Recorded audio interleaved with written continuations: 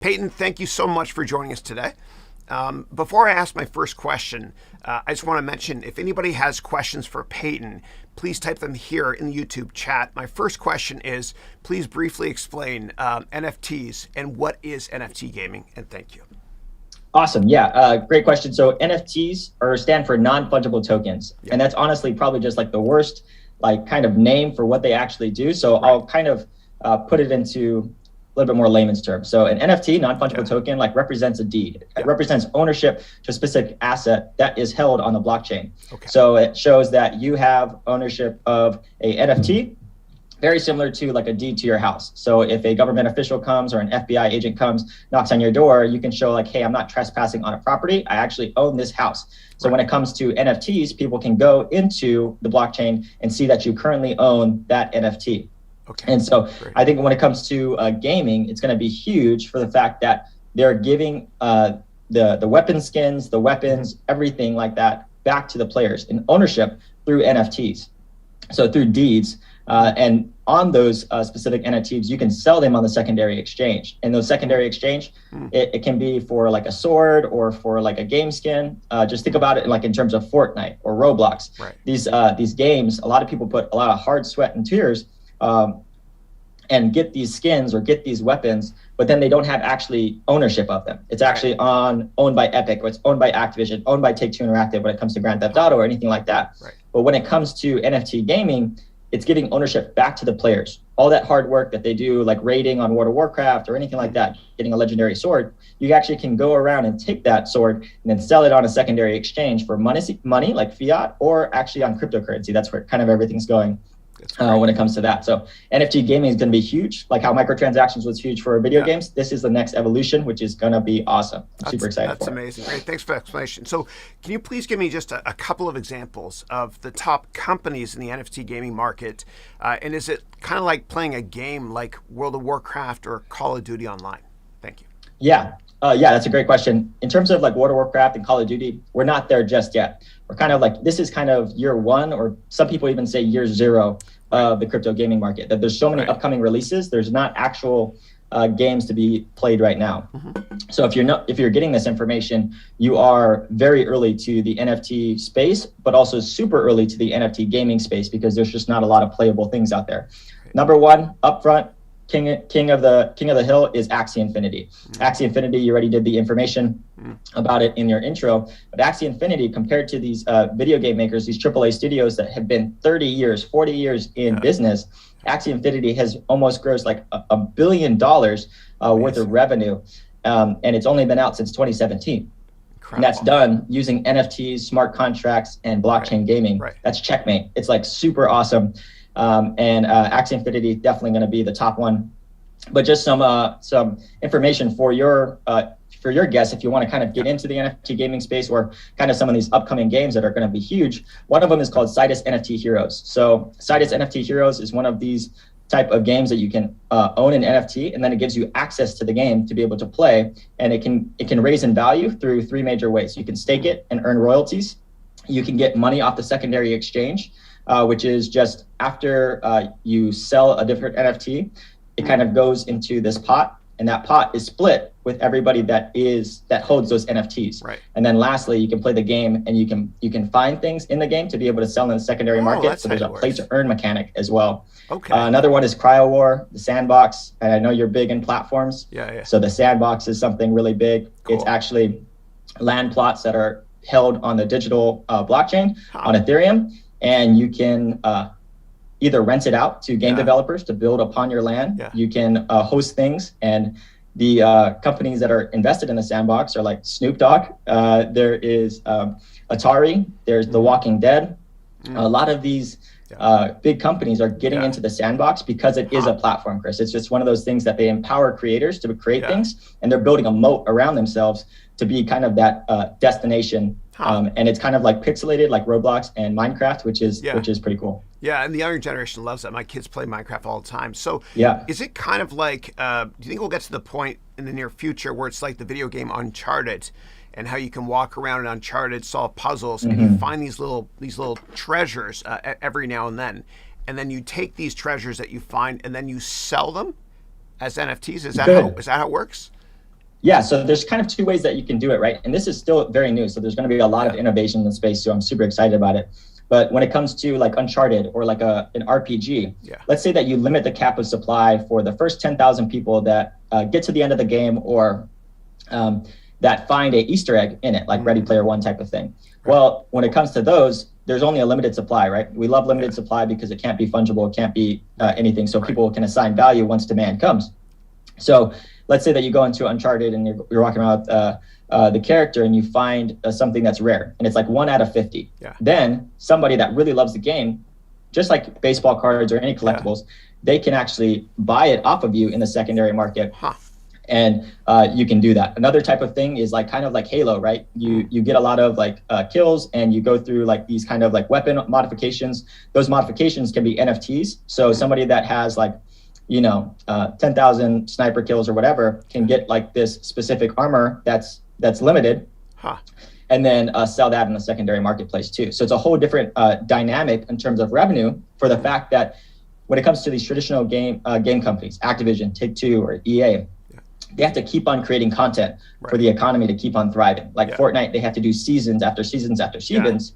But if you actually just front load the work, have a lot of value given there. There's going to be updates, of course, but you have a lot of value in like these skins, these weapons. They can actually sell for a lot of money, and then you just collect a fee as passive income for the platform. That's awesome. So I play a lot of video games, online sports games, etc. One of my favorite ones is MLB The Show, baseball game. And we get these baseball cards in the game, and they're given to us free. Do you think we'll ever get to a point where you're given like a rare digital baseball card? This is a replica of a T206 $7 million card, where you're given like a rare baseball card that's digital, one of one, only one exists, and then you can turn around and sell it on a platform. And if you can sell it on a platform, what platform do you go to sell it on?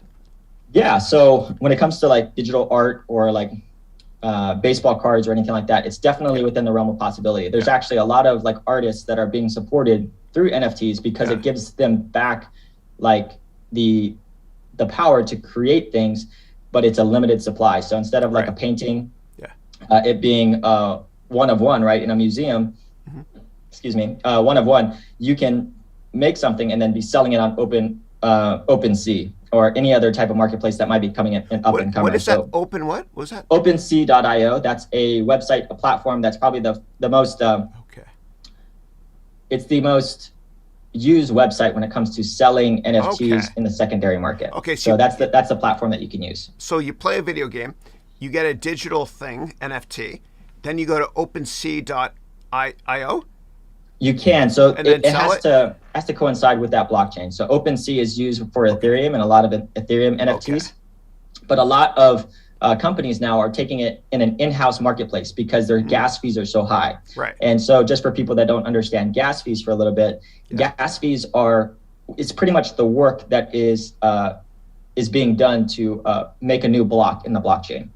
And so when it comes to that, if a lot of people are using it, which the NFT craze and all that kind of stuff is bringing a lot of demand towards it, that increases the gas. So some people are actually paying thousands to $2,000s to millions of dollars for gas. I think there was a previous news article that's a company that tried to buy one of these like CryptoPunks or any of these type of NFTs, paid upwards of $23 million in terms of NFTs being minted. So there's also barriers to entry when it comes to NFTs because it's becoming a kind of gas war type of space, which is not fun. But that's why there's a lot of other blockchains that have been rising to the top because they are a lot cheaper and the barriers to entry for a consumer is very low. Right. So if I wanted to go to a website right now and play a video game and make money by getting an NFT, what website would I go to?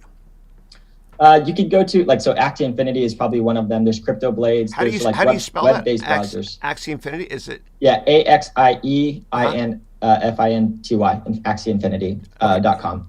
And so, but so talking about barriers to entry, Axie Infinity has a barrier to entry because you have to buy 3 NFTs, which are pricey on the Ethereum blockchain or on their marketplace. Actually, they have a marketplace on their website. And then you have to connect your wallet. So there's just a lot of things that needs to be done for you to play the game. It's pay to play. So how much you have to spend in NFTs in order to be able to play Axie Infinity? So Axie Infinity, you have to pay upwards like of $1,000 to actually get in to there. play. So that's pay to play. But there's a lot of other gaming companies right now that are becoming free to play. Yeah. So there are going to be things like that, and even scholarships are happening with Axie Infinity, where people are lending out their Axies for people to play and to earn. So it's usually like a 60-40% split, where 60% goes to the person that you're sponsoring and letting you use your Axie, and then 40% goes to the person that owns those Axies. So there's an asset to it too. So it's kind of like buying a house and then renting it out, right? So it's kind of like, that's what it is. And that's the utility behind these NFTs. So if you peel back the layer of that JPEG, that first layer, then you start seeing the possibilities of NFTs. So just don't stop at the JPEG is what I'm saying. That's fascinating, because I used to work at Goldman Sachs, and I worked in the hedge fund industry for years. And one of the biggest money makers in the hedge fund market are the prime brokerage firms, like the Goldman Sachs, Morgan Stanley's, UBS's of the world. And what they do is they have a department called stock loan. And they lend out those shares to hedge funds, and they make a fortune off of lending those shares. So maybe NFT, there could be some sort of stock loan business model longer term that financial services firms want to get into. Why would you pay $1,000? Like, what's the return on investment? So a lot of it's collectibles. And so this is the issue where it is for blockchain gaming, is that it's collectibles, but also a lot of people that have been playing Axie Infinity have been playing it for a long time, right? So there's a run-up price. So a lot of these people that bought Axies for like $1, $2 now own these assets that are worth $300, $400 a piece. Wow. And so for them, it's like so cheap, right, to just do and suspend these monies. What do you mean my Axie is like over 300% gains? Like I'll just be able to like lend it out or sell it. I'll buy another Axie. It doesn't really matter. And also the cryptocurrency is appreciating as well, right? So people that bought Ethereum back in 2017, if they held and played Axies the whole time, now your asset is from like, spending $50 for Ethereum now all the way up to 3,000, 4,000, and possibly 10,000 in the near future. I got it. So like it's that's the barrier to entry, but there are a lot of companies like Solana, like Elrond, like these specific blockchains that are coming up, these layer ones, Cardano. There are these layer ones that are coming to the top because it's cheaper to be able to do transactions, because the proof of work model is very high in gas fees. It's all driven, man. I understand. Now, so it's kind of like before you play Axie Infinity, you pay $1,000, and that's like buying a crypto, or crypto's worth $1,000 that could go up in price. If you just sit on them, you can make money, or you can play the game and make more money by finding virtual gems and stuff. Is that right? Yes, you can do that. They're called SLP or love potions, and then you can breed those NFTs, and that's how the secondary market is established. So you have these Axies, and then you give them like this love potion, and then they breed, and then you sell that breed to the secondary market. That's also something with like a company that's just about to release like a beta, which is D-Race. Which D-Race is a horse betting game in which that like you can buy horse NFTs and then you can breed them and then you can sell them on the secondary market. So it is an inflation-based currency of those NFTs, but at the same time too, you have like these NFTs that are going to be able to race and then also make you money in the race game, and then you can also bet on them and all that kind of stuff. And that's all denominated in their cryptocurrency, DERC. It's fascinating. I have three boys, bless you, and they don't have as many toys as I did growing up because they own digital rights to stuff in the cloud. And that's the YouTube generation. I grew up watching YouTube, TikTok, playing Minecraft, etc. And so I could envision a world where they want to buy and own digital versions of different products. Unlike my generation that likes to buy, physical versions. Okay, this is starting to make a lot more sense. Okay, great. And also, just to point something out too, is like, what is social status now, right? So there's like generations of like Gucci or Supreme that like you buy those, and that's kind of your social status. Like right now, the social status for Gen Zers are what skin on Fortnite do you have? You know what I mean? Like what kind of weapon that you have. And that's just the age of COVID, where everyone's locked down and you get to play with your specific friends.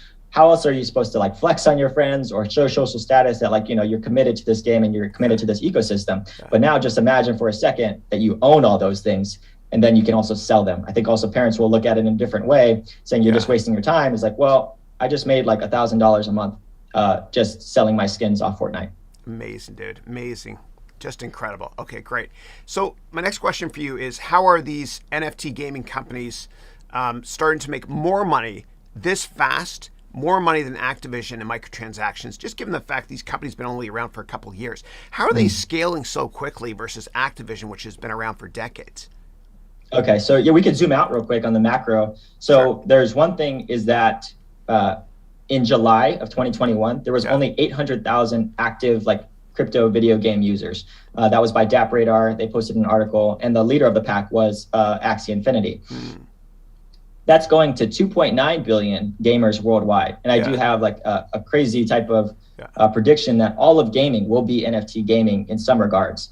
And so the first way they like these gaming companies are competing with them is those fees, those transactions, and giving power back to the gamers, because they don't pretty much have to do anything. All they have to do is create the platform, and then all of us do the work in terms of selling. It's like, hey, Chris, buy the sword off of me for $50. Just imagine for a second World of Warcraft being a NFT blockchain game. You go on raids with 50 people on a raid on a dungeon, and then you kill the boss and you get this legendary weapon that's like probably super rare, like a 0.003% drop. Then now you get to sell that on the secondary exchange. But then on the other side, if you go behind the curtain, you get a fee that's attached to it. So OpenSea has like a 5% fee. So every single time that excuse me, allergies. Bless you.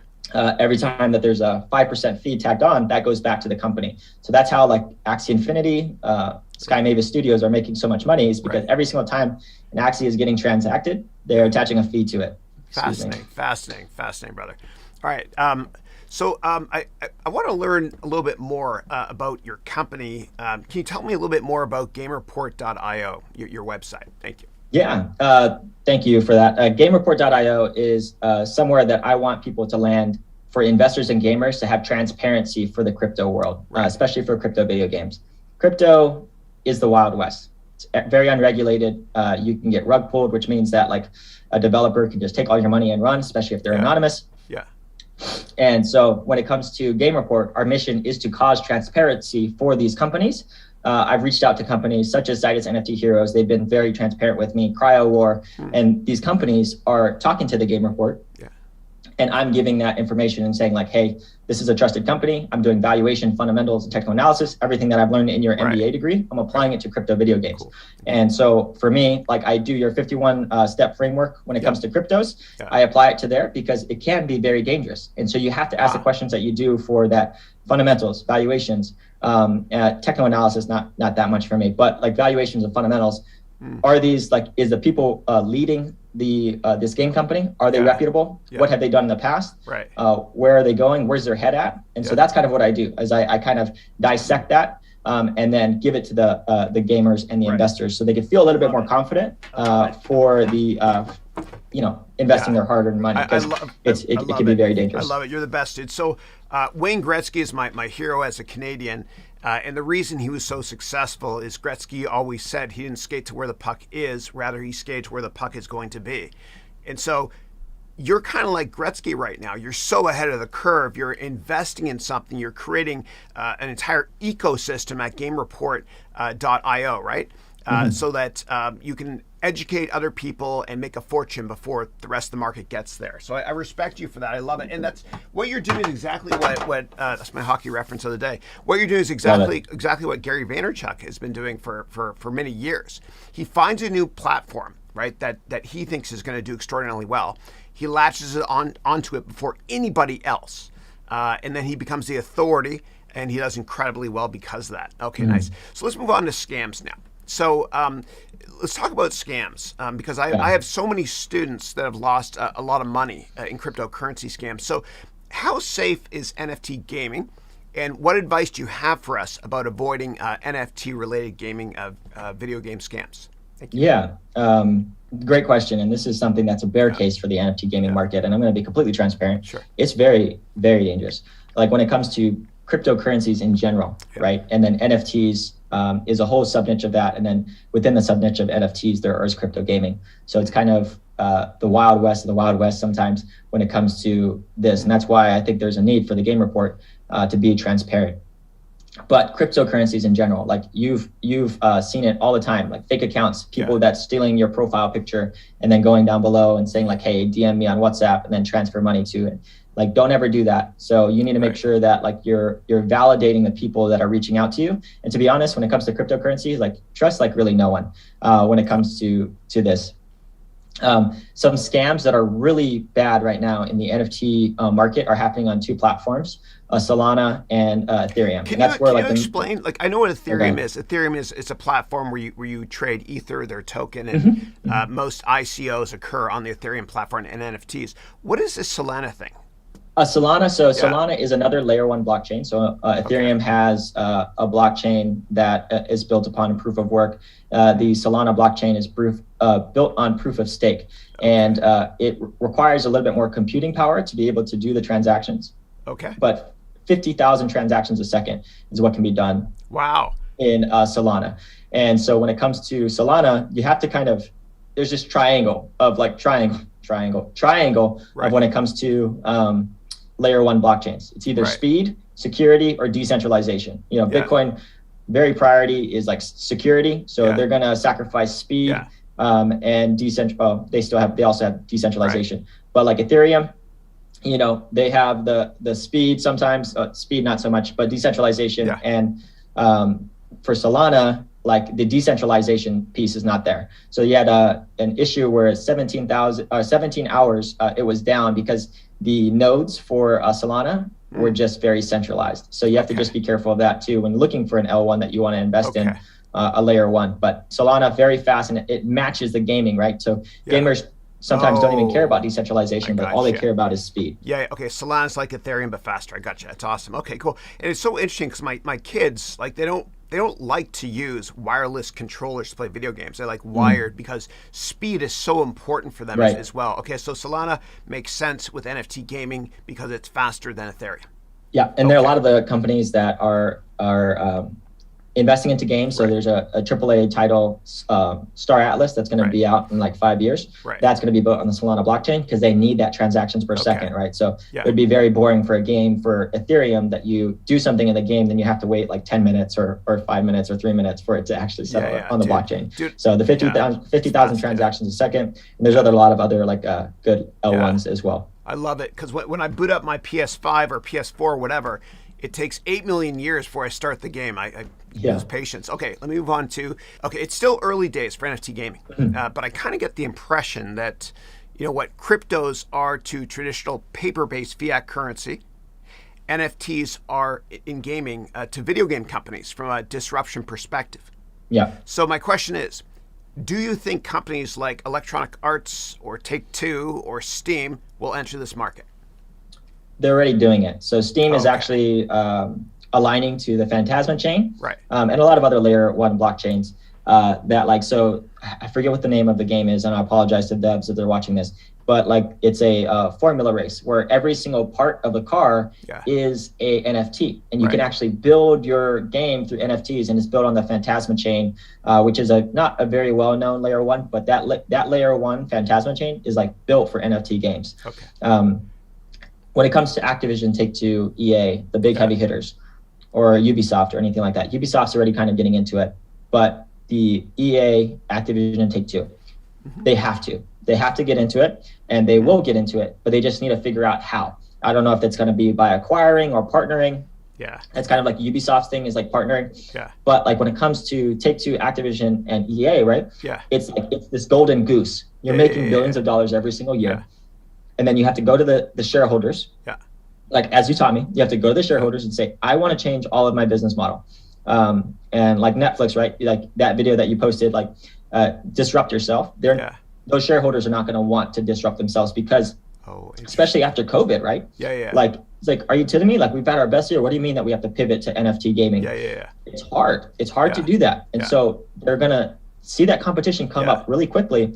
And it was within a few months that Axie Infinity went from like no revenue at all, or like very small, to 800 million in a month. That's crazy. In a month, and that's amazing. That's like 19. And just to put this in perspective, 800 million in a month with 19 million monthly active users versus Activision Blizzard making 1.3 billion dollars in 3 months in microtransactions with Call of Duty, World of Warcraft, Overwatch, Hearthstone that have hundreds of monthly active users.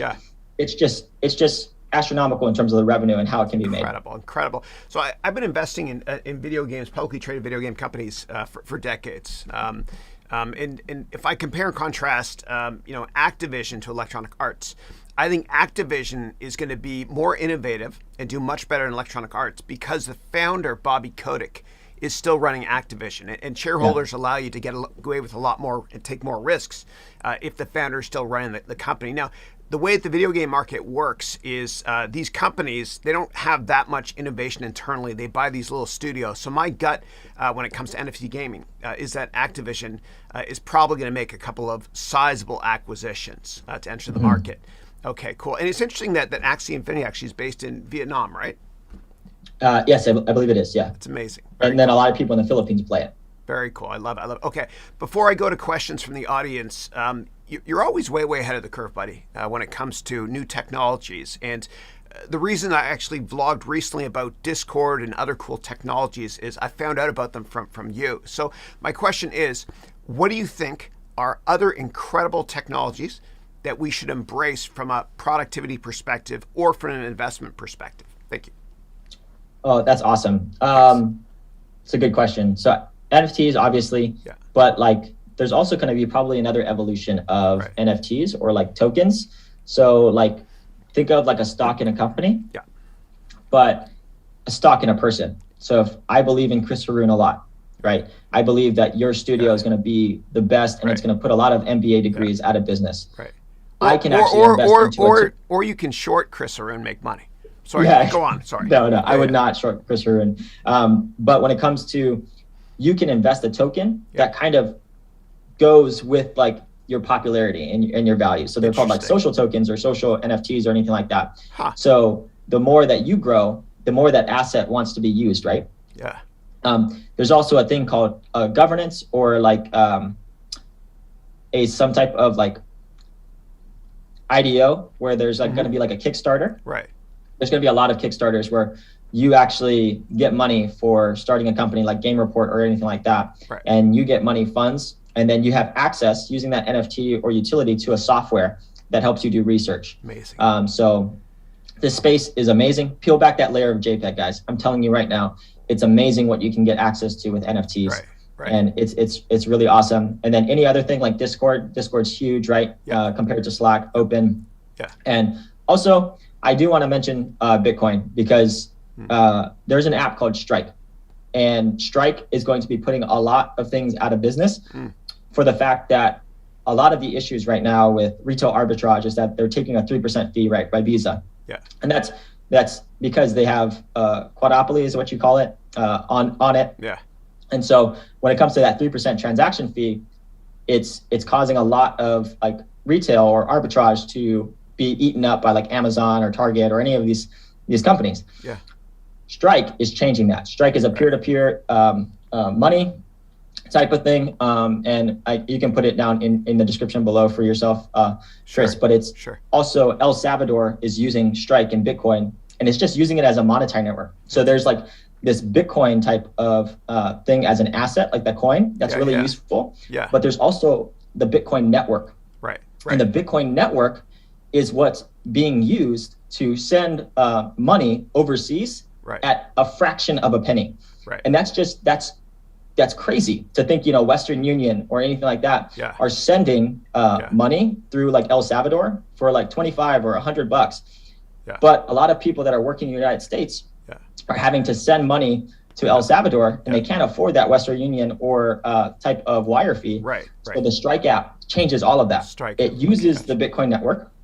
It takes $100 of US, sends it over, zips it over on the Lightning Network for Bitcoin, and then sends it over to El Salvador for fractions of a penny. Right. And so for me, Western Union, all of these companies that are taking these transaction fees, there's just this wave that's coming. Yeah. It's going to be happening slowly, but then all of a sudden, and it's just going to be like, what do you mean, what's Strike? And you're going to hear it here first. So hit that like and subscribe button for Chris. Okay, no, for Peyton only, please. Yeah. And by the way, you can see Peyton's name there. Please copy and paste his name into YouTube, follow him, and LinkedIn, etc. One more quick question before I go to the audience. There's tons of questions here, but I got to ask you, how do I make an NFT? Like explain it from scratch, assuming I know nothing about technology, but I like to draw, for example. Yeah. So it's actually really easy, and that's where there's a lot of scams, right? And I'll talk a little bit about the scams. I think we kind of glossed over that a little bit. But like when it comes to NFTs, you can go onto OpenSea and you can upload like a picture, right? I can take a picture. OpenSea.com? OpenSea.io. OpenSEED? OPNSEA.io. Oh, SEA.io. Okay, gotcha. All right, for now. And so like, for example, like I could take a picture of like, I don't know, I could take a picture of anything, upload it as an NFT, and people can buy it. And that's kind of like, that's how easy it is. It's like literally uploading a YouTube video. But then like no one's going to want to buy that because there's no utility next to it, right? Yeah. There's no community aspect to it. Yeah. So people are going to get smart with NFTs. Yeah. They're going to know that I don't want to own an NFT. I want to own an asset. That's how that's going to happen. Right. That deed, I don't want to own like some shack. I want to own like a house. And then I want to own a house in Beverly Hills and I want to rent it out. So that's kind of like where we're going. We're kind of building out this metaverse as we go. So NFTs are going to be like custodial services. Okay, got it. Very cool. Very cool. All right, great. Yeah. So, all right. Sorry, right, real quick, Chris. There are scams though. So when it comes to OpenSea and Solana, I just want to mention two things because I want to make sure that like your audience understands you don't get scammed. Thank you. So there's a scam right now going around in the Ethereum blockchain in OpenSea. Is that if you get an airdrop, so everyone has a public address. Yeah. If you get airdropped a NFT in your public address and you click on that NFT and then you accept it, a smart contract gets initiated and then dumps your wallet and then sends it over to a anonymous user. How can they do that if they don't have your private key though? They have your public key. Yeah. And the public key, you can send a NFT, a non-fungible token, but with it, remember, NFTs are a utility. They're not just a JPEG. So that NFT is embedded with a smart contract. It's a code that when it's executed, kind of like plugging in, a perfect example is plugging in a USB into your computer and there's a Trojan horse. Yeah. That's what it is. There's like a Trojan horse within that NFT that just says like, I want to transact, automatically transact and send it over to like my wallet. Okay. The other is Solana on the Phantom wallet. To compete with bots, they did an auto transact. And so this auto transact like automatically transacts for a specific transaction. Right. And the transaction can be anything. So if a website has like some sketchy website or anything like that, can have the Phantom wallet integration and automatically transact, and it can put something in you real quick, accept it, and then send it all over to another wallet. So you have to be very careful. Like I told you, this is a very dangerous world. I'm here, and that's the reason why I'm creating the Game Report. And under Game Report, there will be an education section that's still building it up. Yeah. But it's taking ties from Binge Learn. But the beginner is out right now. So there's a 1 through 8 lessons. And that 8th lesson right there is kind of wallet security and how not to get scammed. Okay. So you go to your website, gamereport.io, scroll down education. You can learn more about how to not get scammed. Okay, great. And education will always be free on that website. That's awesome. Thanks for putting me out of business. Okay. I'm just kidding. All right. I'm totally kidding. All right. Let's see if we have any questions from the audience. Now Peyton's got an appointment. A realtor's coming to your house here in San Diego, I think at 9. So let me go through the questions here. Thank you everybody for your patience with me today. And Peyton, I'm so sorry about the technical issues. My fault entirely. I'm having fun. Okay, great. Can I say something real quick? Please do. Yeah. I'll look for questions as you do. The people that are here for like Chris and the MBA program, I'm telling you right now, I signed up. And he knows nothing. He just let me do this, and he knows nothing about this. But I signed up for his MBA program, and I was actually late. I actually messaged him, and he let me in. Yeah.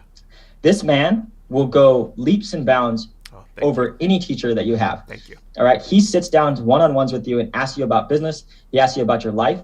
There's like literally been sometimes counseling sessions for me, and this is for me, right? A man that was like very lost on like what he was doing on anything. I had like maybe 5 subscribers. I think Chris was my 6th. Like it's when it comes to he believes in you, and that makes you like aspire to be something more. And when you watch his classes, you become a part of like an MBA family too, all right? And you have access to that network.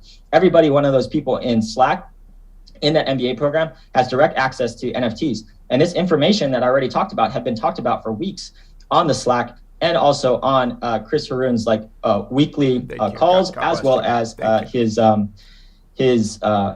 just for his gold and platinum members. Cool. So if you're on the fence for that, DM me. Like you don't even have to make the decision right now. DM me and I'll talk to you and I can answer your questions. Thank you. I appreciate that. We accept Solana through scams, NFTs through scams, something like smart contracts for scams. No, I'm just kidding. Okay. God bless. I appreciate that. You didn't have to do that. Thank you, man. Appreciate it. All right, cool. So what I'm going to do now is I'm going to go here to questions. A lot of people are saying, Peyton, rock star, we love you, and all that great stuff. Blockchain gaming is fantastic. Thank you, Peyton, for your hard work and leadership. Very, very cool. I Am Hustle said, great explanation of NFTs. Awesome. All right, let me search here for questions. And thank you all for telling me that the video is stuttering so quickly. We fixed that. I fixed that. My issue. The older I get, the better I was. All right, give me 1 second as I go past all the comments about. And also, his dad jokes are on par. Yeah, a lot of dad humor. Yeah. All right. Okay, I see a lot of questions about business stuff. Okay. Okay, here we go. All right, question from Famukafai, who wrote, how does one know if an NFT will appreciate in value going into the future? A lot of it won't. And so I think even Gary does a really good job at explaining this. A lot of these NFTs will not. Yeah. So you need to make sure that first of all, that you like it. I think that's a very important part of like the NFTs. Like, you want to be able to hold this for a long time, but there's a lot of traits that you can do. So like CryptoPunks, it's like kind of considered as like the first NFT, and like Visa just bought ones for like, I think, millions of dollars. Hey, what's up, fam? Hey, I just want to jump in right here and say that I told Chris already, but I misspoke here on this part of the video. Visa did not buy a $23 million NFT. What they did buy was a $150,000 NFT CryptoPunk. And so a lot less bullish when it comes to NFT markets and all that stuff. So what I probably got mixed up with was that Bitfinex paid $27 million in worth of gas fees. And so I apologize again. I'll make sure to write that, and Chris will make sure to note that in his weekly vlogs moving forward. All right, let's move on to the interview.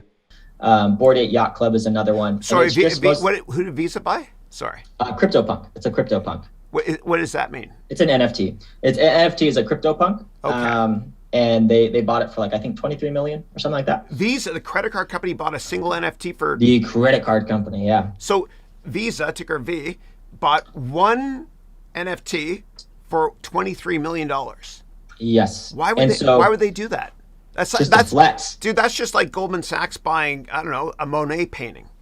Yeah. I think it's just to show them that they want to get into the NFT space too, right? Yeah. So again, if you peel back the layer of the JPEG, you get access to communities, you get access to information, you get access to social status, you get access to royalties. Like for me right now, and today is the launch date for it, I hold these things called Citus NFT Heroes.